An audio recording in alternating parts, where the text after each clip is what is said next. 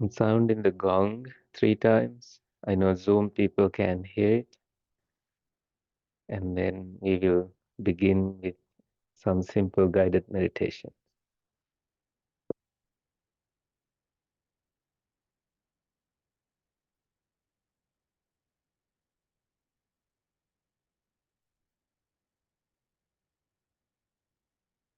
You may come to a meditation posture, and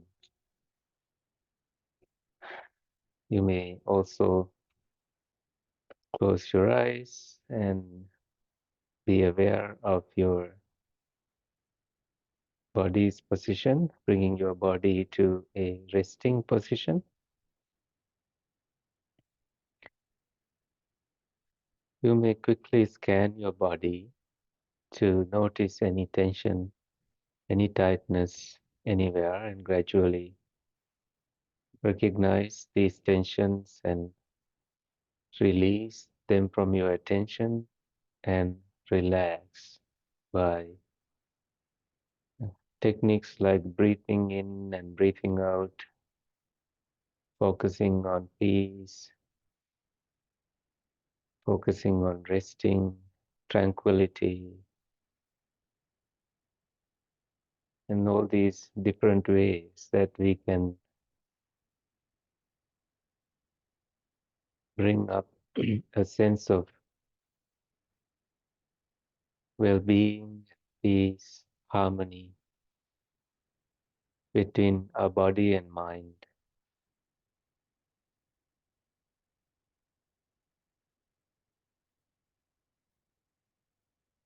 Now your shoulders at ease and your forearms, your hands positioned in such a way that they don't interrupt your sitting or this meditation.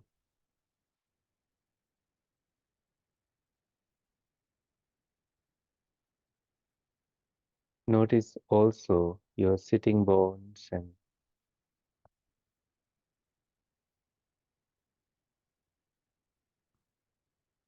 upper back, mid back, and your lower back.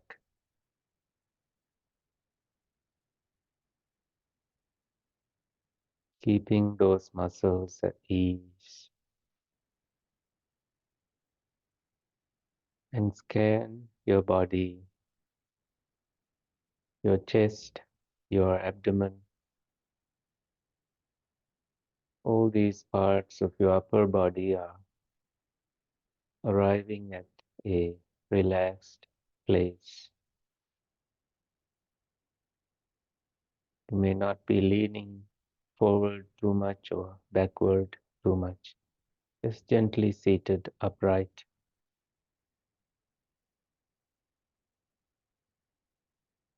Since you've done meditations before, you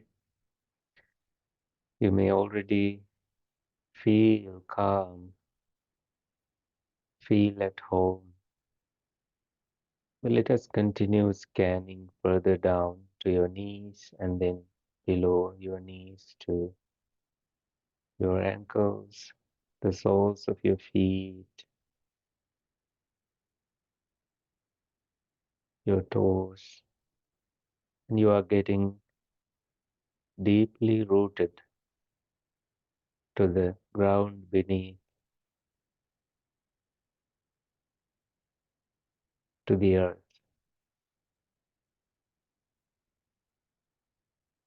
Are being held by the atmosphere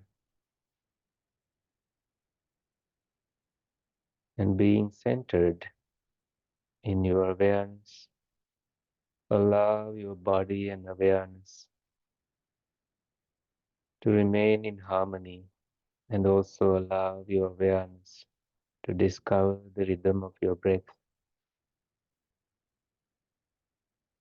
revealing itself, the rhythm of its presence, the course of breath coming in, going out, noticing their birth and cessations.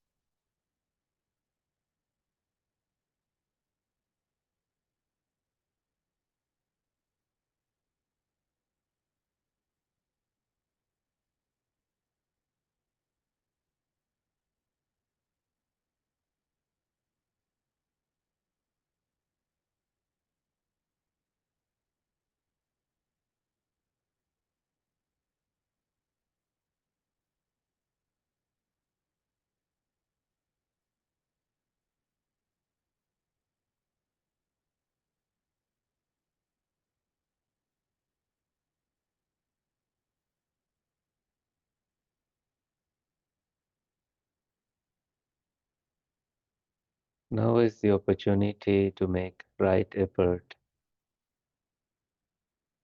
continuously balancing the wholesome states, a positive thought process, loving and kind attitude, nourishing your inner self, inner being.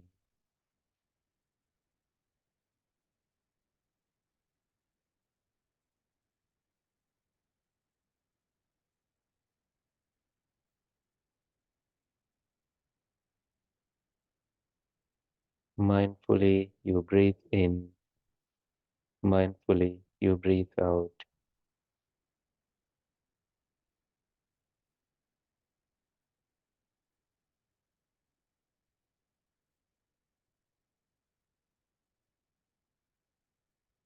Observing long breath, observing short breath,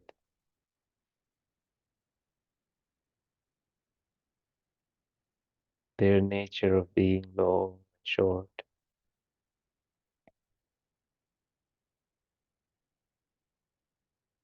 whether you are breathing in or breathing out. Notice all these four ways of the breath being long or short, establishing more and more presence with each breath you take.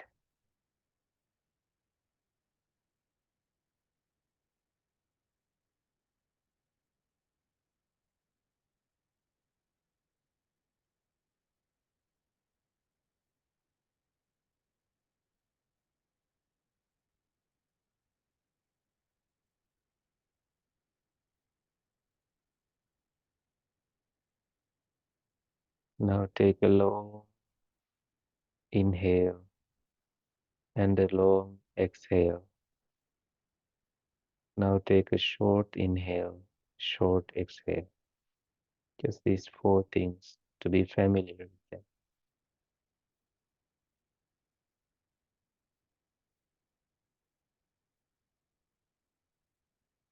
Now observe them happening naturally.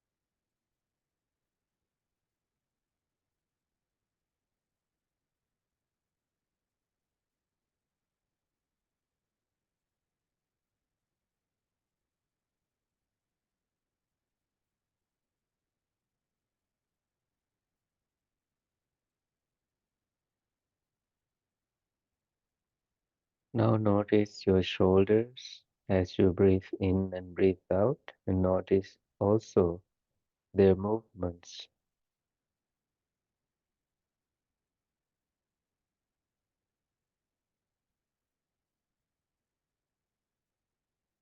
Being sensitive to your entire breath body with those upper body movements that happen involuntarily. You may continue establishing your mindfulness with breathing.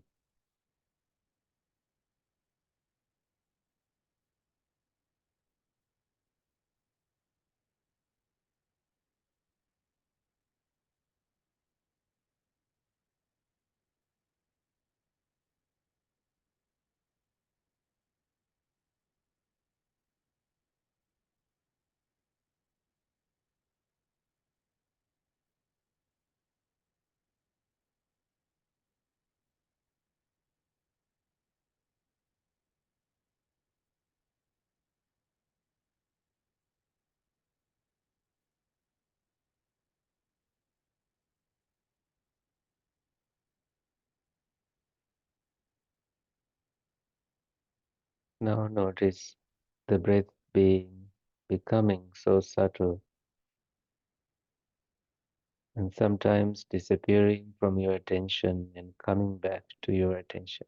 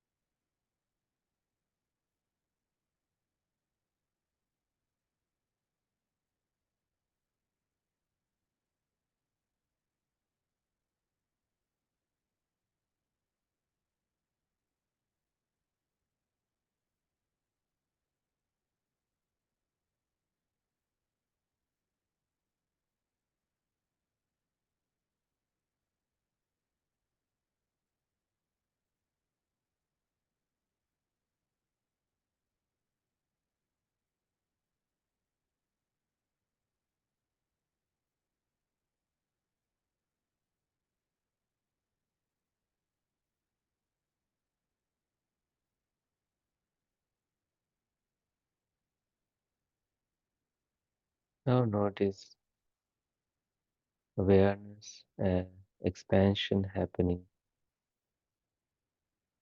Body is so still and your attention to the mind gets stronger and you are experiencing the space around you, this vastness and openness.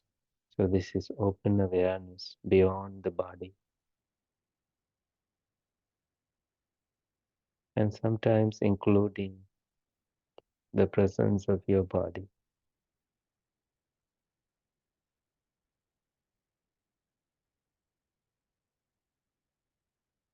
It's like the space inside the house and space outside the house.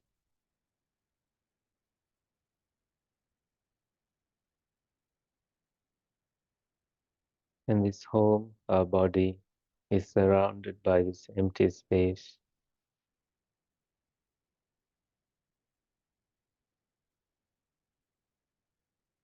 You become one with the universe, with no resistance, no modifications, no proliferations. Things come, things go away on their own. With this insight cultivation, you gain a sense of non-self nature, allowing acceptance, patience to be cultivated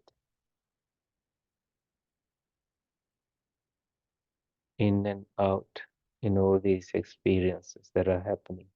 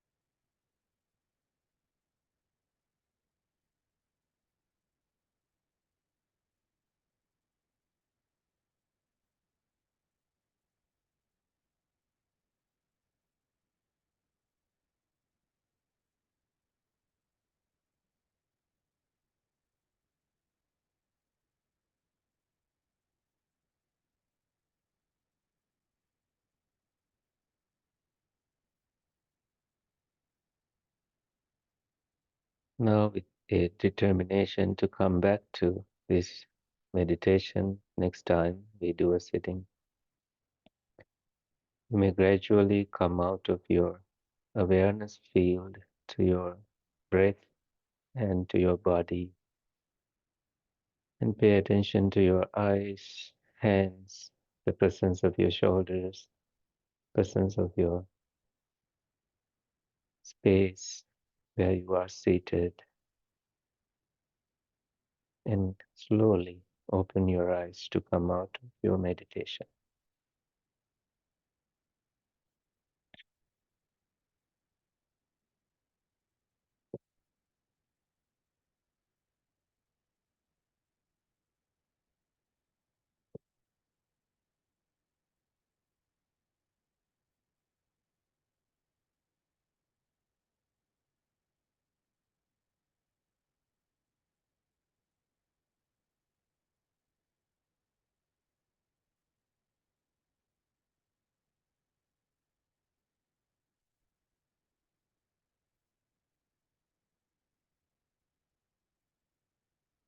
So, we have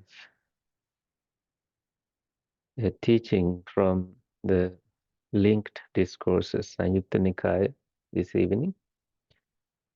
Um, there is a section called Aputtaka, as a discourse beginning with someone who has no child, but in that chapter there is part two, and in that part two you find the seven matted hair ascetics as a small discourse, and I have opened it here for you, and I have printed it also for us to read.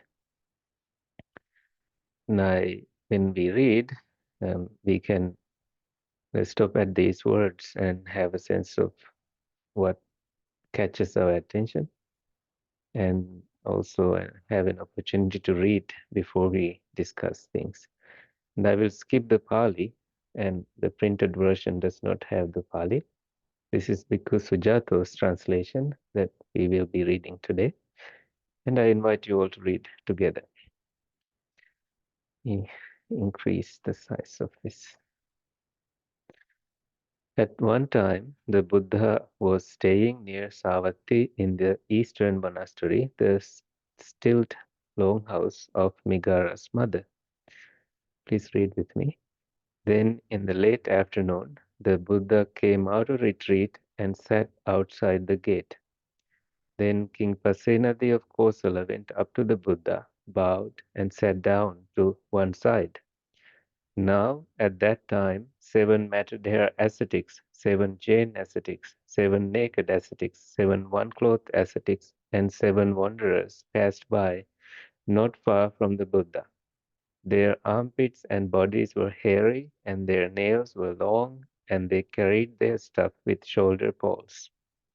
The king Pasenadi got up from his seat, arranged his robe over one shoulder, knelt with his right knee on the ground, raised his joint palms together toward those various ascetics, and pronounced his name 3 times. Sirs, I am Pasenadi, king of Kosala. I am Pasenadi, king of Kosala. Then, soon after those ascetics had left, King Pasenadi went up to the Buddha, bowed down, sat down to one side, and said to him, Sir, are they among those in the world who are perfect ones, or who are on the path to perfection? Great King, as a layman, enjoying sensual pleasures, living at home with your children, using sandalwood imported from Kasi. Still, these Kasi clothes are popular in Varanasi, in India. Wearing garlands, perfumes, and makeup, and accepting gold and money, it is hard for you to know who is perfected or on the path to perfection. You can get to know a person's ethics by living with them, but only after a long time, not casually, only when attentive, not when inattentive, and only by the wise, not the witless. You can get to know a person's purity by dealing with them. You can get to know a person's resilience in times of trouble. You can get to know a person's wisdom by discussion, but only after a long time, not casually, only when attentive, not when inattentive, and only by the wise, not the witless. It is incredible, sir, it's amazing how well said this was by the Buddha. Sir, these are my spies, my undercover agents returning after spying on the country. First they go undercover, then I have them report to me. And now, when they have washed off the dust and dirt and are nicely bathed and anointed with hair and beard dressed in white, they will amuse themselves, supplied and provided with the five kinds of sensual stimulation. Then, understanding this matter, on that occasion, the Buddha recited these verses. Do you have that part printed? I don't think so. Oh, it kind of disappears when we print. It's just a print margin issue. But you have the next part, right? It's not easy to know a man by his appearance. You shouldn't trust them at first sight, for undisciplined men live in this world disguised as the disciplined, like a fake earring made of clay, like a copper halfpenny covered with gold. They live hidden in the world, corrupt inside but impressive outside. So, what did you think of it? It's interesting to look at these four things. You can get to know a person's ethics. This is sila. Samvasena ko maharaja silang veditabba tanchako digena aduna na ittarang manasi karota no amanasi karota panyavata no duppanyena Samboharena ko maharaja sochayang veditabba tanchako digena aduna na ittarang. And then it goes on. Apadasuko Maharaja Thamo Veditabu. This is the part I was trying to highlight in the email we sent out about this talk. So this is resilience part. But before we go to that subject, is there anything that you think is interesting? So these ascetics were all the signs employed by the king. Yep. Okay. That's very interesting. Yeah. Teach us something interesting too, and that Because before reaching that power, you would think the king is like very stupid. Also, no, I mean the Buddha is the wisest, but usually the king in these kind of stories appear to have some foolishness. But in this case, it seems the king is really like behind everything. He's constantly watching. Maybe he's also spying over Buddha. If sure Buddha is really yeah. Buddha is not like a fake one. Which is no, they have had great conversations, and their conversations have become part of the Buddhist scripture. I mean Buddhist canon. So they have contributed heavily, and they were friends. And of course, on this occasion, I think, of course, the Buddha coming from also from a background of a king may know that this is something they do in their kingdoms. And well, I'm not employed by any president or anything. I practice to overcome my own suffering. But it can happen that way that, monks are privileged in Asian countries in many, many ways. And if you, this is, I should prepare you before I share this kind of information, that this one monk actually killed a president in Sri Lanka. President Premadasa Premadasa Bandaranayake got killed because monks are not, he's a fake monk, but he was more into politics and business deals, and he couldn't get what he wanted, and he decided to hide the gun behind the robes and kill the president in Sri Lanka. And this president's daughter became the president of the country later. But that's a different story. But it shows that no security is involved when monks get around. But now there's security everywhere because of all these past incidents. But this is one example when monks, monks in Sri Lanka or in Thailand, Burma, they get the front seat in public transportation. There's a seat allocated for them. If you travel to these countries, sometimes people hesitate to sit in that seat because it's for monks. And so is, of course, that comes, um, it has roots of monks being reverential, and it also has a connection with Buddha coming from a royal lineage. That kind of a person ordains others, and those monks are also kind of are connected to that royal lineage. But that's a distraction for this discussion. But monks can be disguised that way, uh, since you asked that. And here it can be seen as the king questioning how a Buddha would respond. Of course, the Buddha has resistance to accept other monastics as true monastics because they all preach in Buddha's opinion, they all preach not complete dharma, complete teachings.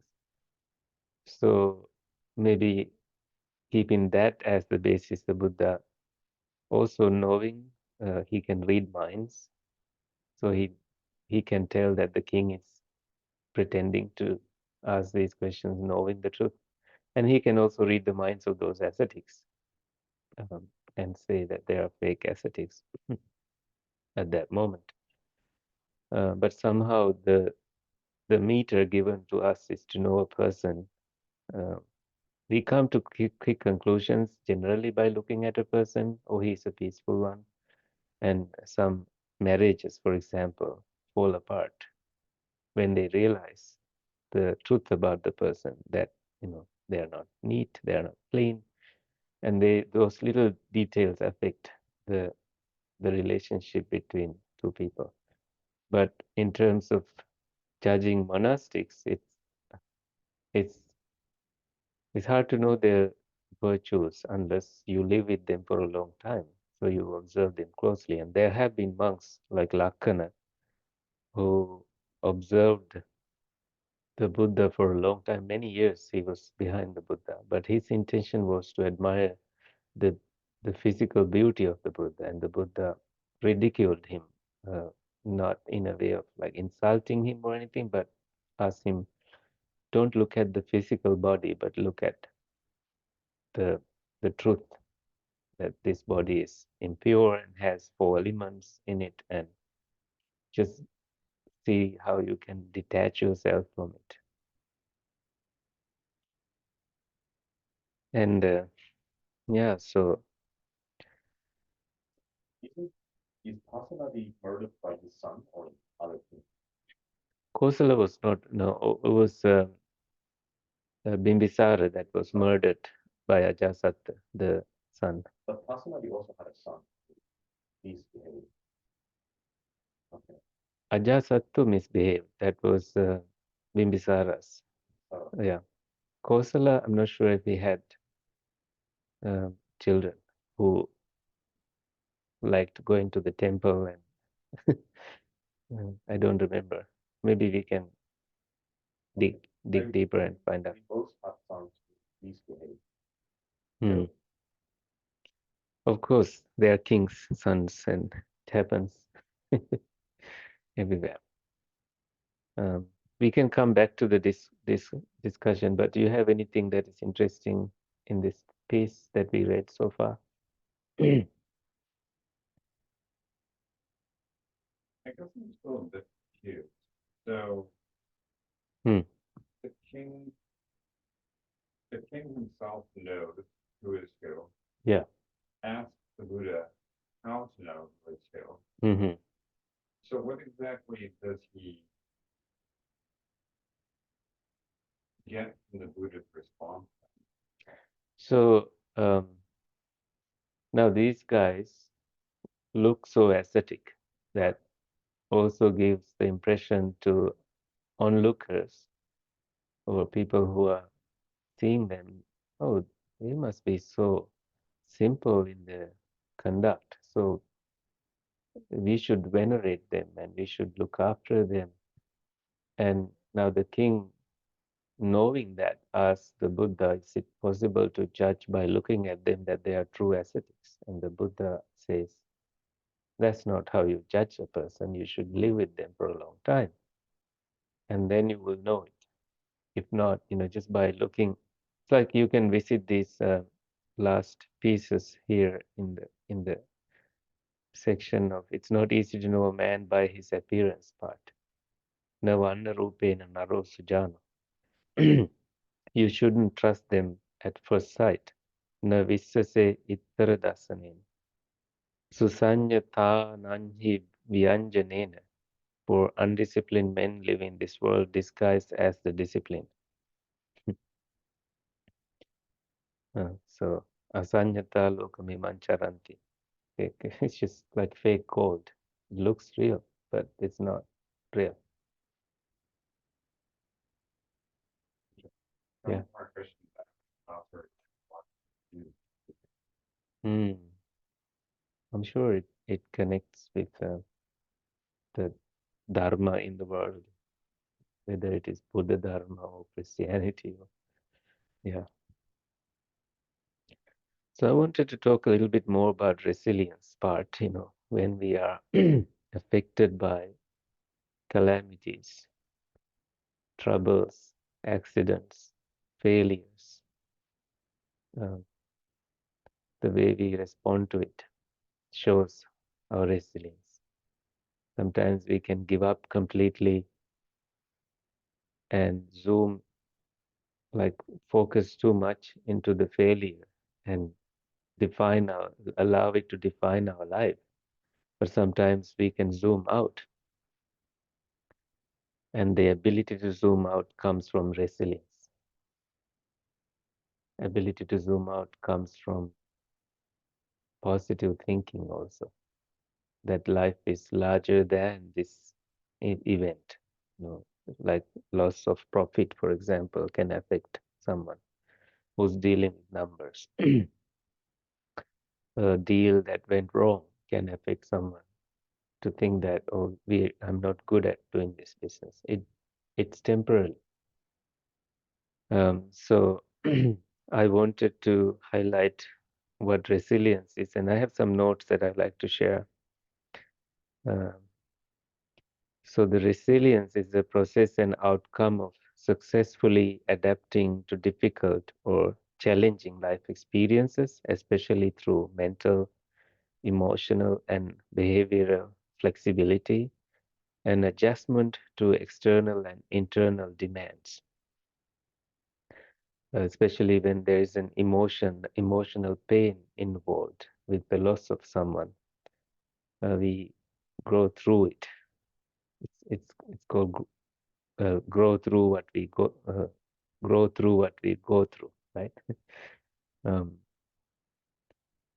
so our mind can be utilized in inquiring what is actually happening and what our mind is making this about. Sometimes what is true, what has actually happened, and how we um, proliferate about it are two different things, and there's a huge gap between these two. And we feel so judged also by the company, by people that we deal with, and a lot of that worrying is part of it, and of course, worrying is a huge waste of time. There's a statement by this rock climber, Royal Robbins, who says he's a pioneer in rock climbing. He has said, getting to the top is nothing, but the way you do it is everything. It's about safety. It's about how we prepare for these unforeseen circumstances. It's about what you have in your backpack for your safety and for the journey. In our backpacks, we can have fortitude, happiness, caring, concern for oneself and others, loving kindness, and also willingness to gain more experience in the kind of work that you want to do. If we look at neuroscience, there is a thing called dependent neuroplasticity. Um, if you are interested in knowing what that is, so through focus, attention, and sustained experience um, of something that is useful to you, you can actually hardwire it into your nervous system. So more and more you feel like it is with you wherever you go. So gaining more experience and confidence in the journey, and resilience start to come from that source. It's like neurons that uh, wire together. If we focus more on the negative aspects, then our neurons are behaving in that way. This is a statement by Donald Hebb in 1965,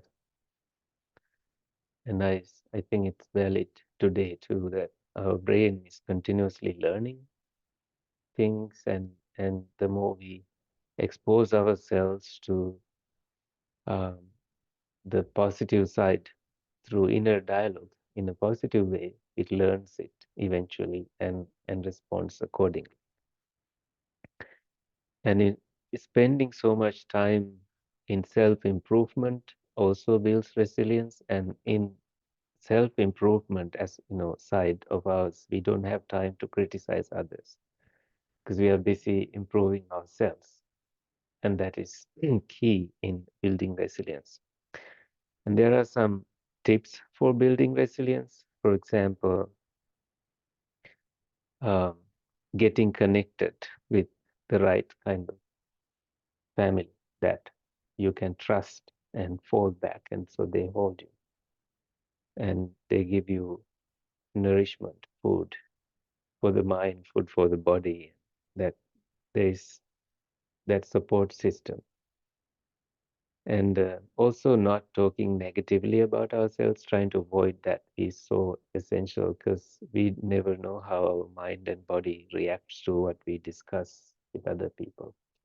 And having purpose and meaning in life is so important, like giving a sense of success every day, setting clear goals, and accepting that you can achieve these goals, and that way there is reinforcement in your own um, patterns, behaviors, and there's trust coming, being manifested in us. So there's present meaning and future meaning in our meaning making goals. And also learning from the past. The teaching of the Buddha highlight that don't worry about the past, don't be anxious about the future, but stay present and make the next moment beautiful. And staying present with the present, which is a gift, present is also called a gift. And staying hopeful is part of this resilience, that we don't give up, that it's not only darker days, the sun is going to come back, and the world, we will start feeling our bodies differently. Some people don't feel some, below the neck sometimes because of all the trauma that they feel here. The depression brings them down that road. But again, gradually reprocessing, rewiring things give you hope, and you are able to see not thunder, but also the the calm after the storm, not calm before, but after also. And taking care of yourself, giving you good sleep, exercise, eating habits, yoga, meditation, guided imagery, deep breathing, prayer, all these other things that we can do at home. YouTube is helpful that way. You can do a 10-minute workout using Netflix or YouTube. They all have these techniques and tools guiding us. Zumba dance or something like that you can do if you like doing those. So taking action, not being in denial, not ignoring your problems, figuring out what you need to do, making a plan, taking actions involved, recovering from major setback and trauma or loss, but knowing that your life can improve if you work at it. So that way, you keep building resilience with each new experience that you face. But I have been reading uh, some books on psychiatry lately just for personal interest and have learned that if we avoid uh, problems in life, that's not the way to overcome these challenges.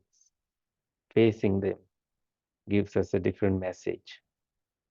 And of course, life is not built to be perfect and beautiful all the time. There can be these challenging days, but there are also good weeks, good hours, good minutes, good seconds, and we can focus on them. And that being able to focus on them means resilience.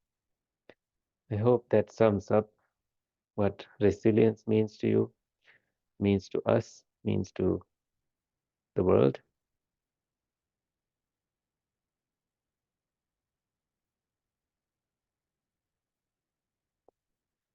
Yeah, so there's a question in the chat box. Is it impossible then to know someone's virtues since we are not likely to live for a long time with anyone? Um,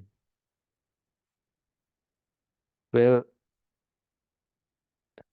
in the perspective of a monk, for example, if you want to know if this monk is virtuous, just because they are wearing robes doesn't mean that they are virtuous, that they may have flaws that they don't discuss with the world. And having lived with many monks, in the beginning, I used to think that, oh, this monk is perfect. Look how well he wears his robe, how well he speaks. But then I live with them long enough, and then I can tell that they are sometimes negligent about the practice. They are good at putting a good show, and so that's something um, that the Buddha may have thought about.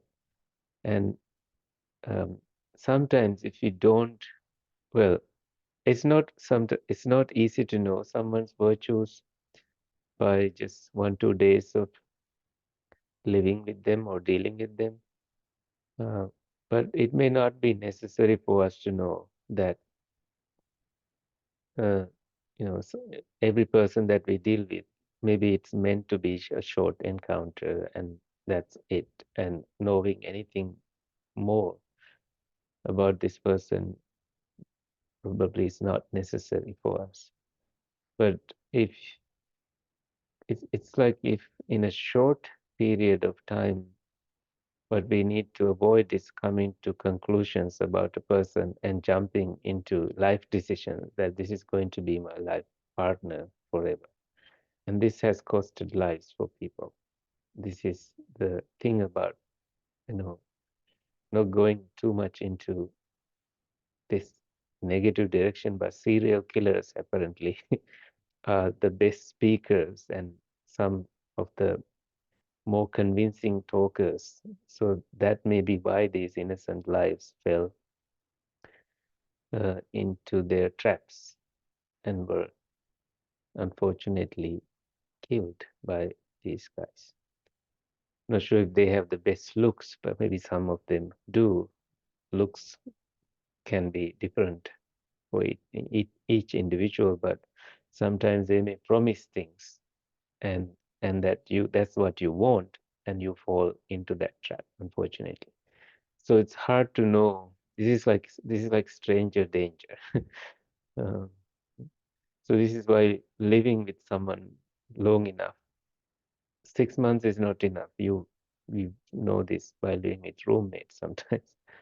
3 years is not enough, and then living longer with them helps us to know them better. Um, so that is that part. Anything else? Thank you for that question.